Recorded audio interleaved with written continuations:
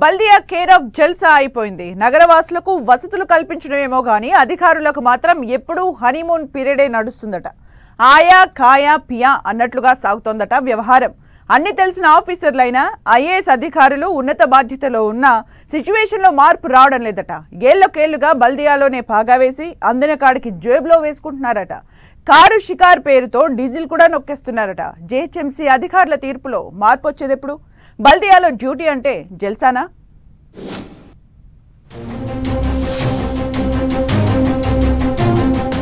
ఒక్కసారి బల్దియాకు వస్తే అక్కడే పాగా. జీహెచ్ఎంసీని వదిలి వెళ్లని అధికారులు ఖజానాకు చిల్లులు. ఏరి కోరి మరి బల్దియాలో పోస్టింగ్ తెచ్చుకుంటున్న ఆఫీసర్లు. జీహెచ్ఎంసీ అధికారుల తీరు ఎప్పుడూ చర్చనీయాంశమే. ఏదో ఒక ఫ్రాడ్ బయటికొస్తూనే ఉంటుంది. దీనికి ఏ స్థాయి అధికారైనా అతీతం కాదన్న టాక్ వినిపిస్తోంది. బల్దియా ఆఫీసర్లు నగరవాసులకు వసతులు కల్పించడం, సేవలు అందించడమేమో గాని ఫుల్ జల్సా చేస్తున్నారన్న ఆరోపణలు ఉన్నాయి. జీహెచ్ఎంసీకి వచ్చారంటే చాలు ఏసీ క్యాబిన్, కాస్ట్లీ ఫోన్లు, ఏసీ కార్లు కావాలంటూ డిమాండ్ చేస్తున్నారట. ప్రభుత్వ కార్లను సొంత కార్లలాగా వాడుకుంటున్నారట. జీహెచ్ఎంసీ లిమిట్స్ లోనే కాదు, సిటీ పరిధి దాటి వెళ్లినప్పుడు కూడా ప్రభుత్వ కార్లనే వాడుతున్నారు. ప్రతిరోజు 50 కిలోమీటర్లు తిరక్కపోయినా 100 కిలోమీటర్లకు పైగా తిరిగినట్లు డీజిల్ కూపన్లు యూజ్ చేస్తున్నట్లు అలిగేషన్స్ వస్తున్నాయి. గడప దాటకపోయినా మేయర్, డిప్యూటీ మేయర్ల వాహనాలకు కూడా 100 లీటర్ల డీజిల్ వాడుతున్నట్లు లెక్కలు చూపుతున్నారట. ప్రతిరోజు 15 లక్షల రూపాయలకు పైగా డీజిల్ ఖర్చు చూపెడుతున్నారని బల్దియా కింది స్థాయి సిబ్బందే చెబుతున్నారు.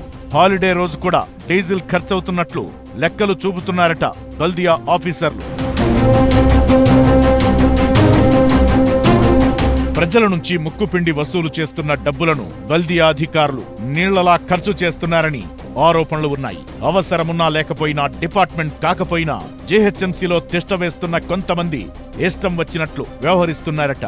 ఒకసారి బల్దియాకు వచ్చారంటే చాలు ఏసీ క్యాబిన్లు, వేల రూపాయల ఫోన్లు, లక్షల రూపాయల విలువ చేసే కార్లు కావాల్సిందే అంటూ తమ కోరికల చిట్టా విప్పుతున్నారట.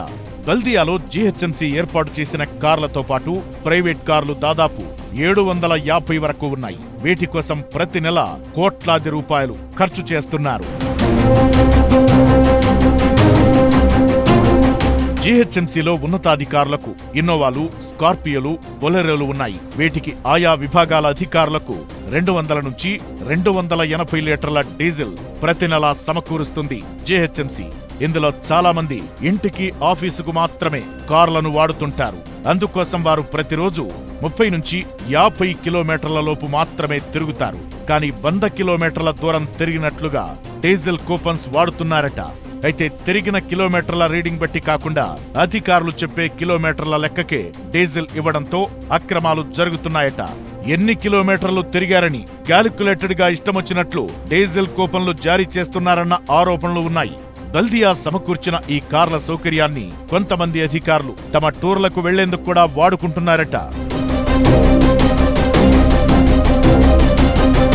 ఇక GHMC mayor, deputy mayor, commissioner కు కూడా ప్రతి నెల 1000 లీటర్ల డీజిల్ వరకు వాడుకునే అవకాశం ఉంది. అయితే ఇందులో ఐఏఎస్ అధికారులు సరైన పద్ధతుల్లో వాహనాలను వాడుతున్నప్పటికీ మేయర్, డిప్యూటీ మేయర్లు ఎక్కడికి తిరక్కపోయినా ఫుల్ డీజిల్ కూపన్లను యూజ్ చేస్తున్నట్లు జీహెచ్ఎంసీలో టాక్ వినిపిస్తోంది.